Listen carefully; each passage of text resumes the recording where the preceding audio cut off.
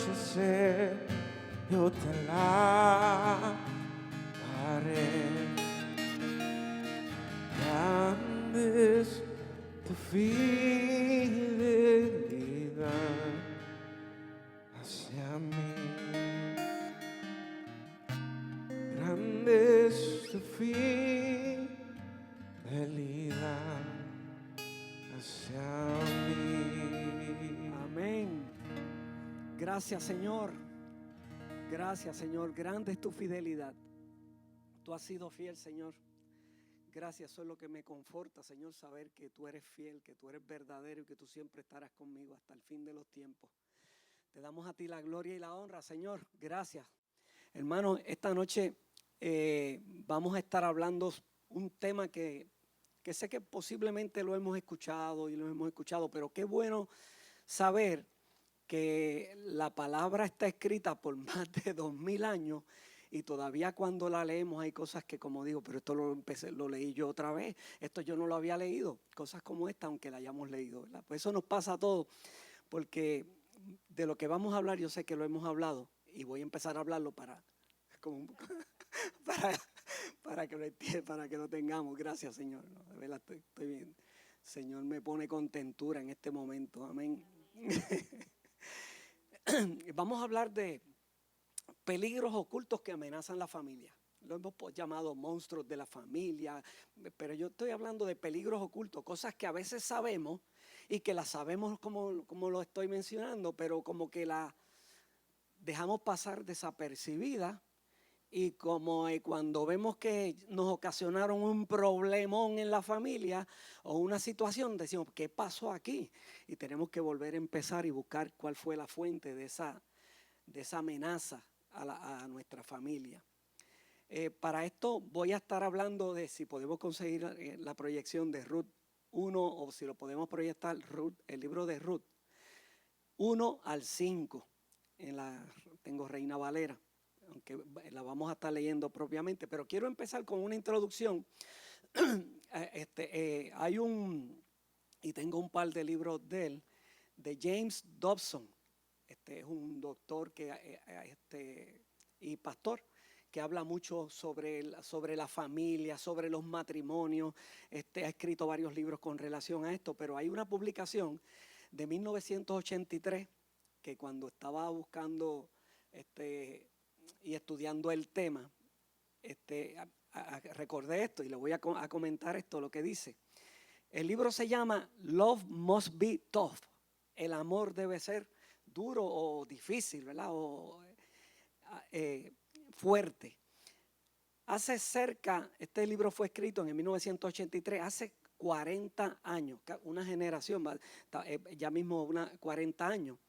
Habla de los graves efectos que se estaban produciendo ya en el 1983 y que nosotros, como hemos vivido ese tiempo, sabemos que esto era así, que la familia se estaba desintegrando.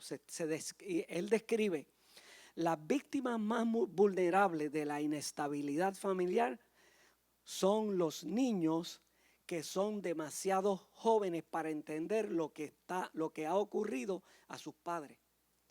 Eso fue una declaración que él hizo que es válida ayer, que es hoy, pero lo trágico de todo esto es que han pasado 40 años y hoy podemos ver esa desintegración familiar, la familia descomponiéndose, más aún. Como yo menciono, ese trágico impacto en la generación siguiente, que somos nosotros, en nuestra generación, es ilustrado gráficamente en otra lectura que pude tener sobre una maestra de 6º grado, y esto es un estudio que se estaba haciendo también en el estado de California, de 6º grado en una clase media alta de la ciudad de California. Una clase de 6º grado y están haciendo un tipo de estudio y ella se sorprendió al ver los resultados de una asignación de escritura donde los dejan para que escriban libremente sobre un tema y le dan un pie forzado para que escriban. Y se lo asigna a sus estudiantes. A ellos les pidió completar una frase que comenzaba con las palabras yo deseo y ustedes completan un párrafo por lo menos o 2 párrafos sobre esto. ¿Qué desean ustedes? La sorpresa, la maestra esperaba que los niños al expresar sus deseos fueran por bicicletas, perros, televisores, y muchos de ellos, como estaban en California, es como decir los que viven en New York, un viaje a Puerto Rico, o ellos que están allí, un viaje a Hawái. Eso era lo que ella esperaba. Y se sorprendió al ver que 20 de los 30 niños, y después dice la información que leía, que después de esto se replicó cuando empiezan a hacerlo en muchas escuelas. 20 de los niños hicieron referencia en su respuesta a la desintegración de sus propias familias. Esto fue reciente. Algunas de las frases reales fueron lo siguiente: yo deseo que mis padres no peleen más y me gustaría que mi padre regresara a casa. Me gustaría que mi madre no tuviera un novio. Estoy leyéndolo textualmente. Me gustaría poder obtener las mejores calificaciones para que mi padre me ame. Me gustaría tener una mamá y papá para que los niños no se burlen de mí por tener 2 mamás.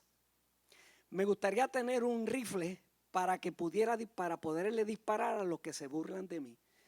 Y estos son, bueno, se lo digo a ustedes ahora mismo, me erizo, ¿verdad? Porque son contestaciones reales de una encuesta que se hizo de una simple pregunta de yo deseo.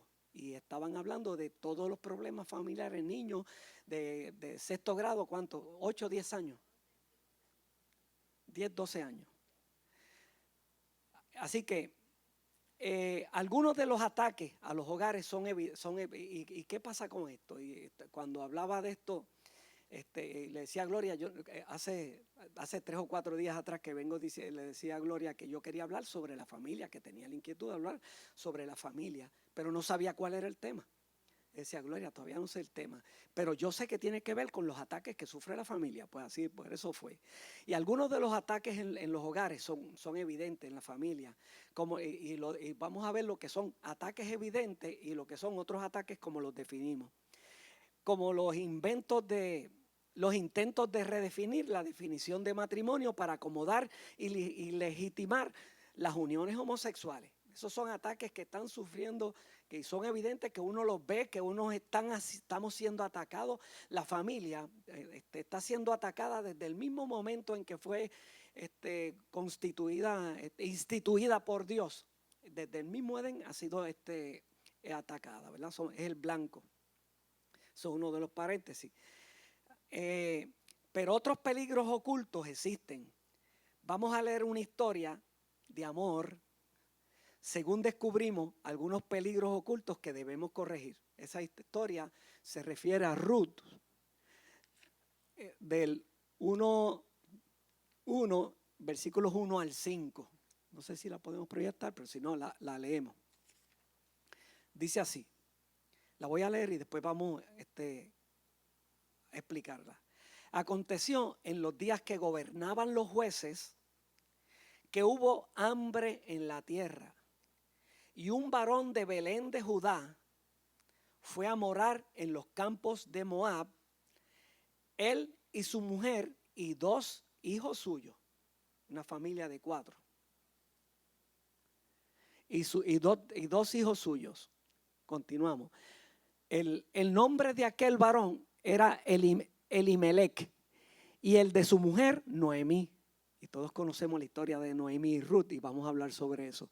Y los nombres de sus hijos eran Malón, M-A-H-L-O-N, Malón y Kelión, efrateos de Belén de Judá.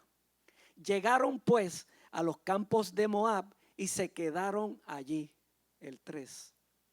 Y murió Elimelech, marido de Noemí, y quedó ella con sus 2 hijos, los cuales tomaron para sí mujeres moabitas.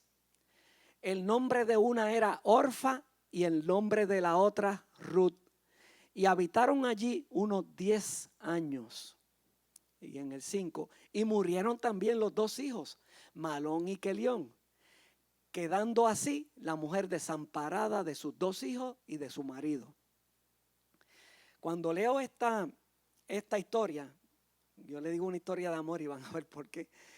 Aconteció que, pues, como decía, subrayé varias cosas y las ennegrecí. En el primer versículo, cuando dice que hubo hambre en la tierra, primero que gobernaban los jueces y que hubo hambre en la tierra, que él era un varón de Judá y que fue a morar a los campos de Moab, los moabitas, y sabemos quiénes eran los moabitas, pero lo vamos a explicar.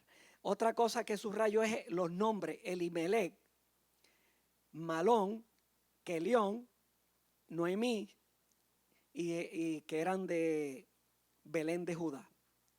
En el versículo 4, los cuales tomaron para sí mujeres moabitas. Y por aquí vamos.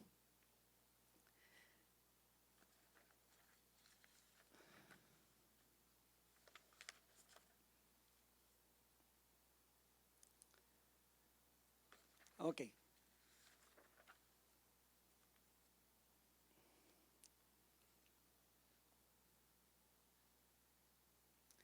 Los problemas que presionan, que presionan el hogar. Hoy, como en los tiempos bíblicos, los hogares están siendo presionados, le digo, porque esto es como una olla de presión, presionados por todos lados. Tenga en cuenta que las presiones amenazan con dañar el hogar. ¿Cuál ha sido el blanco de ataque de Satanás desde que fuimos creados? Lo mencioné, la familia, desde que Dios la instituyó. Los problemas, muchos tienen su base, son en fuentes culturales. Hay problemas que afectan a la familia que vienen de la cultura. En Ruth 1:1, en los días que gobernaban los jueces, hubo mucha hambre. Había mucha hambre. En Jueces 21:25 ofrece un mejor comentario de la época.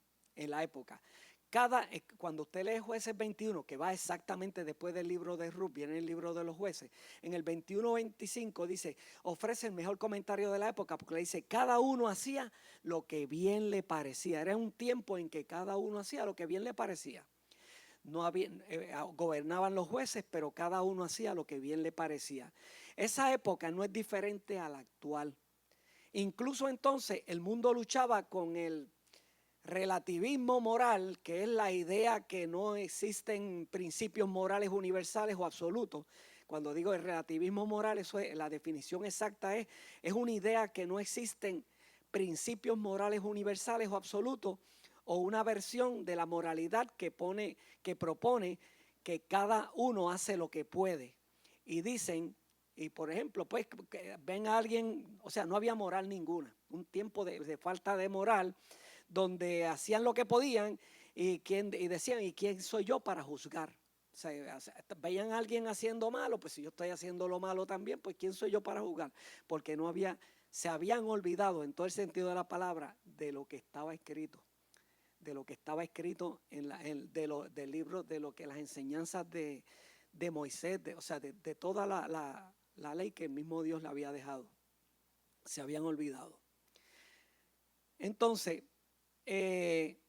lo que trae esa inmoralidad o ese relativismo moral, que en otras palabras lo que trae es una inmoralidad rampante, el individualismo excesivo, cada cual se preocupaba por sí, la libre expresión sin restricciones y los modelos de conducta contradictorios a lo que debe ser una moral correcta. El mensaje de la moral era simple: se ajustan a la no conformidad y tolerar todo excepto lo que no se puede tolerar. Todo lo que no se puede tolerar, pues eso es lo que nosotros no estamos, eso es lo único que rechazamos, la intolerancia. Y eso es lo que nos trae en esta época. Y si usted compara esto con nuestra época, de eso es lo que estamos hablando. Problemas de fuerzas naturales, por ejemplo, en Ruth 1:1, que hubo hambre. Muchas de las presiones o situaciones que impactan nuestras vidas y hogares no son ni morales ni inmorales. Algunas cosas simplemente suceden, aunque ocurren porque vivimos en un mundo caído, en un mundo pecaminoso. Estas cosas son parte de la naturaleza de la vida. Podemos reconocer estos problemas en dos grupos por sus características. Aquellos que nos atacan indiscriminadamente. Eso es que todos esos problemas nos van a caer a todos. Por ejemplo, si viene una tormenta, nos viene, es un problema categoría 5, nos va a pasar por Puerto Rico, nos va a atacar a todos, cristianos, no cristianos, a todos.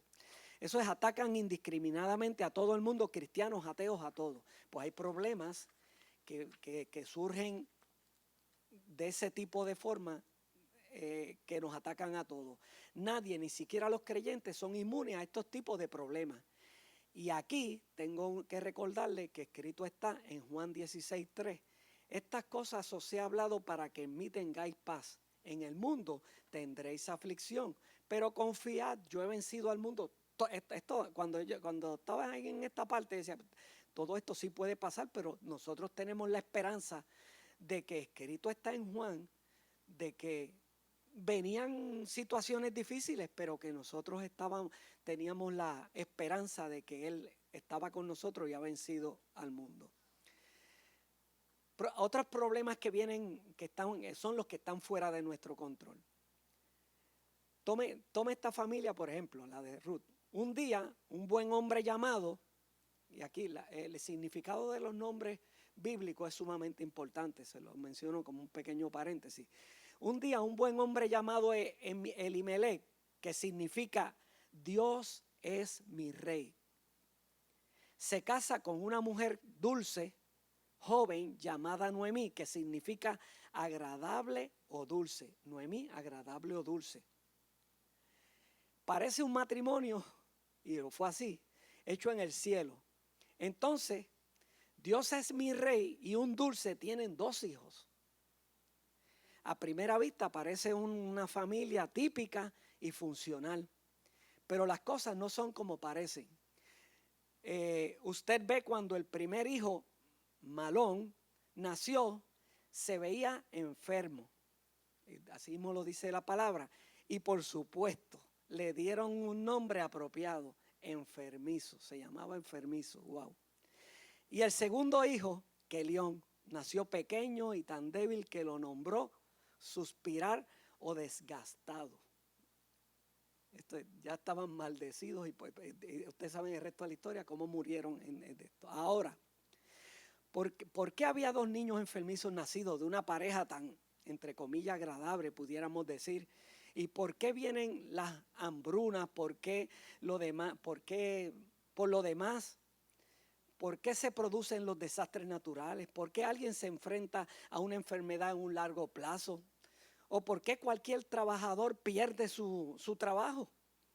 Hasta ¿por qué la guerra? ¿Qué está sucediendo? ¿Por qué? ¿Por qué en este momento? ¿Qué le pasó a este loco con esta guerra?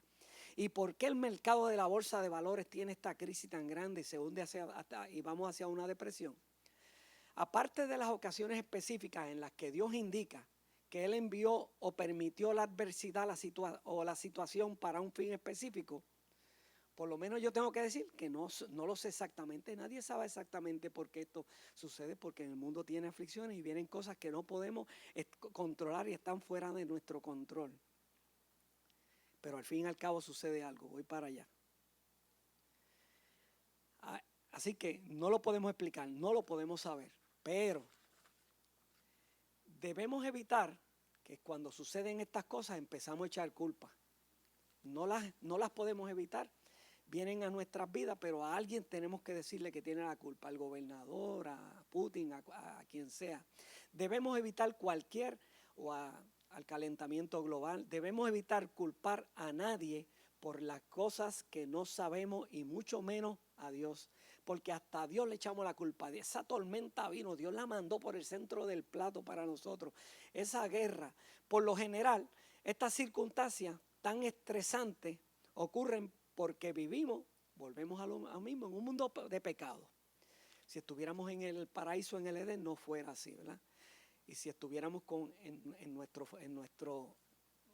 nuestra ciudad, en la que cuando moramos estemos, si hacemos lo que debemos, ¿verdad? Así que vivimos en un mundo de pecado. Otros problemas y esto es lo que me voy a referir en este momento, todas estas son circunstancias que pasan. Pero hay problemas de opciones personales. Y vamos allá ahora. Ruth 1:1, fue a vivir, Elimelec, fue a vivir al país de Moab. Vamos a ver que era, si uno considera las circunstancias de Elimelec, que tuvo que alimentar a Noemí, a sus 2 hijos, y por supuesto él, eran 4 bocas que tenías que alimentar. Durante una época de hambruna, pues posiblemente, y saber que a lo mejor en Moab podía haber comida, pues sonaba físicamente, o vamos a decir, o humanamente, vamos a poner humanamente, bueno, pues yo voy a buscar el bienestar de mi familia. Pero él estaba, ¿en dónde? En Belén de Judea, en la tierra, estaba hasta en la tierra prometida, pues estaba donde tenía que estar. Ya más o menos saben por dónde es que vamos. Así que durante una época de hambruna, sin duda la responsabilidad de hacerlo es tomar el asunto en sus propias manos. Él decidió tomar el asunto en sus propias manos y encontrar el alimento y el empleo en cualquier lugar que pudiera. Pero, ¿y si eso significa que tienes que sacrificar tu fe? Porque exactamente eso fue lo que significó, que él tuvo que sacrificar su fe. Aunque suena bastante bien y pudiéramos decir inocente,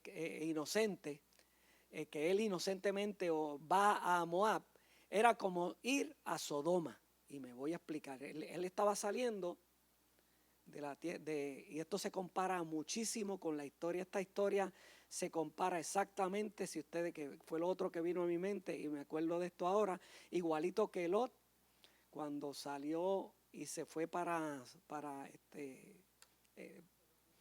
Sodoma, etcétera. Pero lo van a ver la historia. En Génesis 19:1 al 37, cuando Lot salió de Sodoma, que lo voy a explicar, sus hijas lo embriagaron y concibieron de él. El nombre del niño nacido, de la hija mayor, era Moab. Ya sabe de dónde vienen los moabitas, exactamente, vienen todavía de lo que ocurría en Sodoma y Gomorra. Para Elimelec, dejar su herencia en la tierra de la promesa y pasar a Moab era equivalente moralmente hablando, de reincidencia. O sea, igualito que lo que sucedió con Lot, pues estaba haciendo lo mismo. Esta decisión tuvo un mayor impacto en su familia que el de todos los problemas externos combinados, de todos los que podían tener. Esto tuvo y esto sucede en las familias de hoy en día y lo van a ver. Observe la consecuencia completa de esta decisión. Él desobedeció una orden directa de Dios. ¿Alguna vez ha considerado el impacto negativo de su desobediencia a los ojos de sus hijos? Cuando usted hace una desobediencia a Dios, estamos hablando de una familia cristiana, desobedece a Dios por cualquier situación, sus hijos lo están mirando. ¿Cuál es la consecuencia? Además, esta desobediencia condujo a un estado de desobediencia continua. ¿Por qué digo yo continua?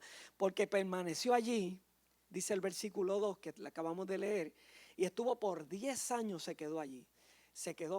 Después que cayó en esa situación, es como si estuviera preso, se olvidó de sus raíces. Bueno, se olvidó totalmente, nunca regresó porque murió.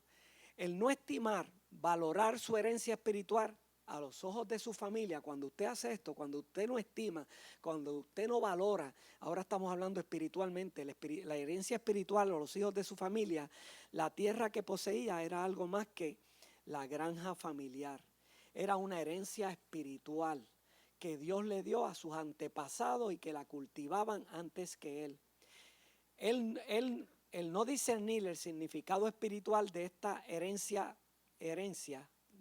por fe, él transmitió el mensaje de la cuestión material y momentánea es mayor que el espiritual.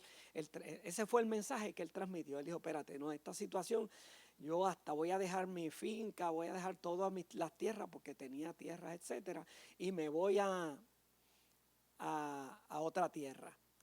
Colocar a su familia por grandes y graves tentaciones Ese es otro de los problemas que os sucede. Cuando usted hace esto, cuando usted coloca a su familia, cambia de posición su familia de donde Dios lo plantó por grandes y graves tentaciones.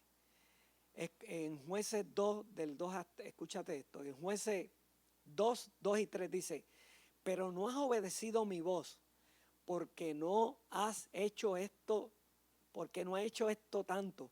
Yo no los echaré delante de vosotros, sino que serán azotes para vuestros costados, y sus dioses os serán tropezadero para ti.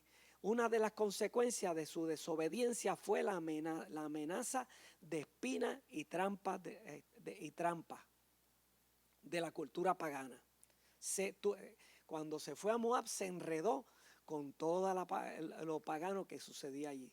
Sin duda, las esposas de Malón y Kelión, las esposas de Malón y Kelión trajo visitas no bíblicas de Dios y la moralidad en sus matrimonios. ¿Por qué? Porque ellas eran moabitas, tenían otras costumbres, no eran eso es el yugo desigual, y ya ustedes saben que pues murieron.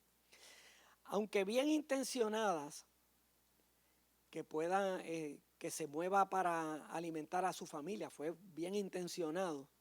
Su desobediencia no alivió sus problemas, sino que los agravó.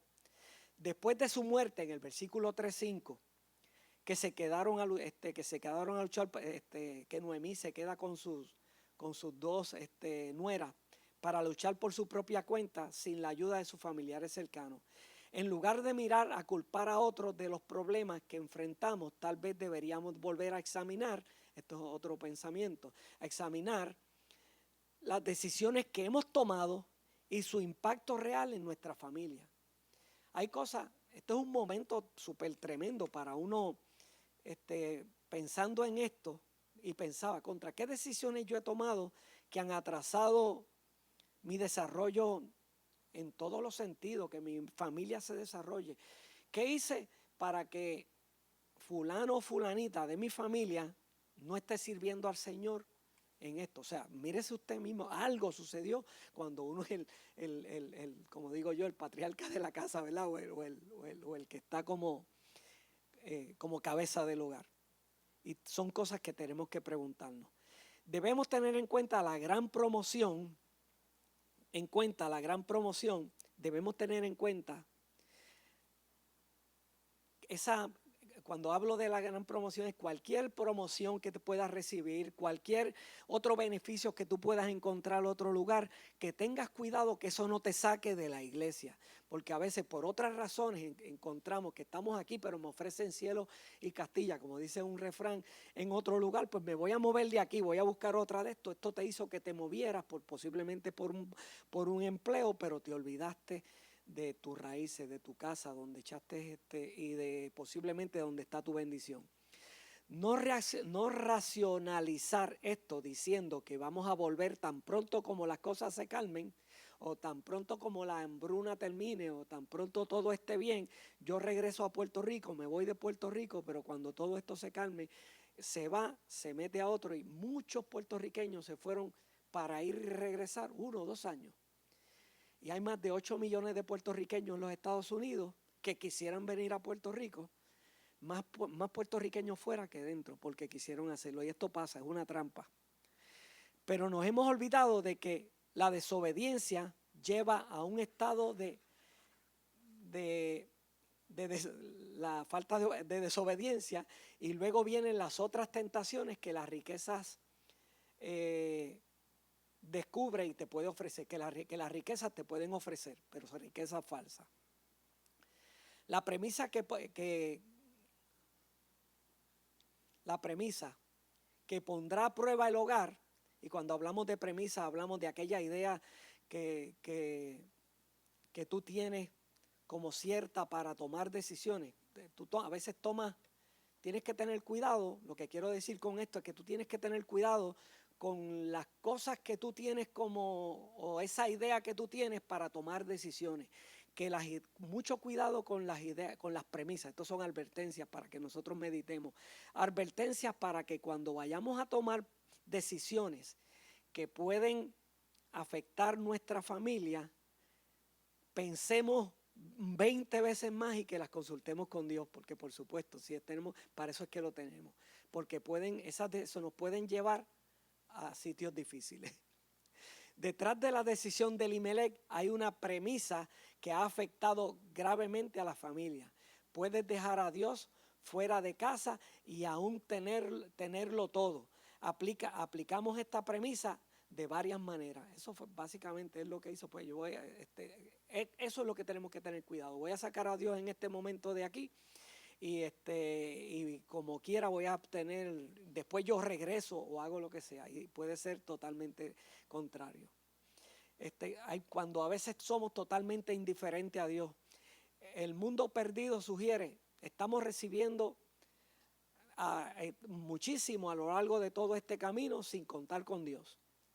Eso lo vemos en Run 1.1 y Jueces 21.25. Esta es la forma en que el mundo perdido ve a Dios. El mundo perdido ve a Dios. Algunos están convencidos de que su casa es mejor si Dios queda fuera de sus vidas. Muchos dicen, no, sí, que yo no necesito a Dios, esto también sucede. O están aquí, están en los caminos del Señor. De momento surge esa promoción o surge lo que sea, te lleva a cualquier otro lugar. Te olvidaste de que Dios existe porque te envolviste y ahí volvieron ya las familias disfuncionales y la desintegración total. Y otros le ponen límites a sus compromisos con Dios.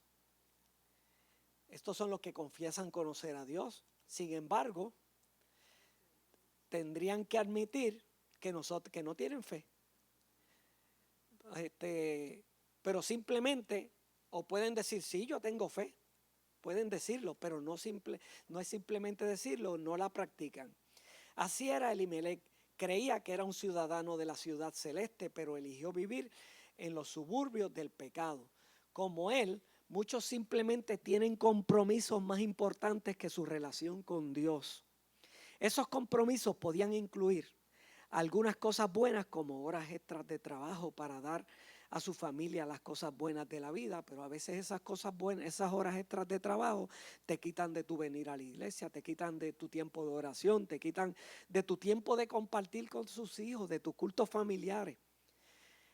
Y otros, peor todavía, estos encajonan a Dios. Cuando digo que lo encajonan, que tienen muchos cajoncitos y ponen a Dios o lo dividen en pedazos.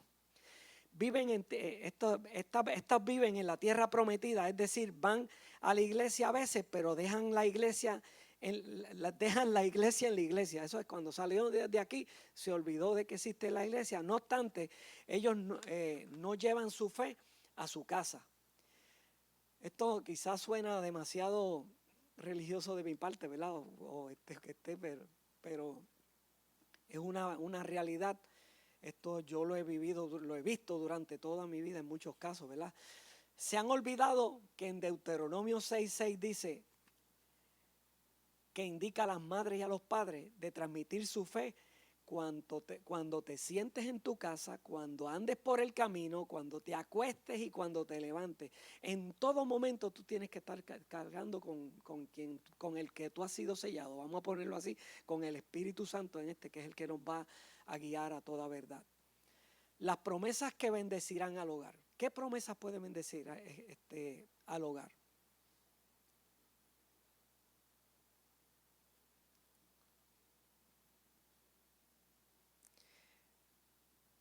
Escondido en esta historia sobre un hombre que cree que puede dejar a Dios fuera de su vida sin consecuencia para su familia son dos promesas redentoras. La promesa con respecto a Dios, ¿verdad? Y la promesa con respecto a su herencia. No se ha movido y todavía desea tener una relación íntima contigo. Esto estoy hablando de Dios.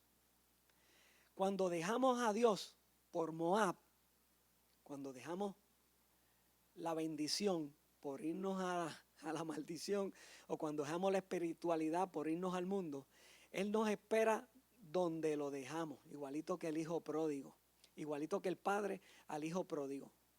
te va a dejar ir, te fuiste, el Padre te está esperando. Dios no se ha movido. Tal vez después de haber descubierto la inutilidad de vivir sin Dios, nos daremos cuenta de que es mejor tener menos en Canaán con Dios que tener más en Moab sin Dios. Esa es la promesa de Esther, porque ya Dios lo hizo una vez, lo vimos en esto. Yo hasta me preguntaba, esto no lo tengo escrito, pero ¿qué hubiera pasado si Moab hubiera dejado, si Elimelech hubiera dejado todo atrás, hubiera regresado, se hubiera arrepentido por su pie puesto que tenía que ir a bregar y cultivar su huerto, a volver a esto, pero posiblemente Dios le hubiera perdonado? Eso porque está escrito. La promesa con respecto a su herencia. Cuando uno sale de la tierra prometida, cuando la tierra prometida es, le voy a llamar comunión con Dios, por una tierra de promesas vacías pero atractivo, puede encontrar la plenitud, pero no encontrará satisfacción y mucho menos felicidad y promesa de vida eterna. Eso usted no lo va a encontrar fuera de la comunión con Dios. Elimelech pensó, estoy concluyendo, Elimelech pensó que dejar a Dios y pasar a Moab resolvería sus problemas, pero simplemente creó problemas mayores, diferentes, con mucha más complejidad. Con Dios y solo a Dios, solamente con Dios y solo con Dios, puedes tener una vida plena y satisfactoria. Y luego, cuando muramos, tu verdadera herencia te espera. Con esto concluyo, pero simplemente esto es un tiempo de reflexionar en cada uno, como en su familia, todos los que nos estén escuchando, los que nos van a escuchar oportunamente, que nos estén escuchando en este momento. Meditar, todo es meditar. Como yo tuve un tiempito de meditar, ¿qué tengo que corregir todavía a esta altura de mi vida? No creyendo, porque yo no creo, pero conociendo lo que dice la palabra, en qué he fallado de hacer, qué he dejado de cumplir con lo que tengo que hacer. O sea, como el pastor, ¿dónde tengo que sembrar correctamente? Como el pastor predicaba el domingo, tenemos que ver dónde ponemos esa semilla que está en nuestro corazón, y posiblemente muchos familiares que todavía no conocen a Jesucristo como su Salvador. Pero sí hay problemas ocultos, hay problemas que no los queremos ver, y hay problemas que son por nuestras propias acciones, por nuestras propias decisiones, sin consultar con Dios, porque creemos que estamos haciendo lo mejor para la familia, pero no hemos consultado con el dador, con el creador de la familia. No hemos consultado con alguien más que tenemos en nuestra vida, si somos cristianos, con el Espíritu Santo con el cual hemos sido sellados.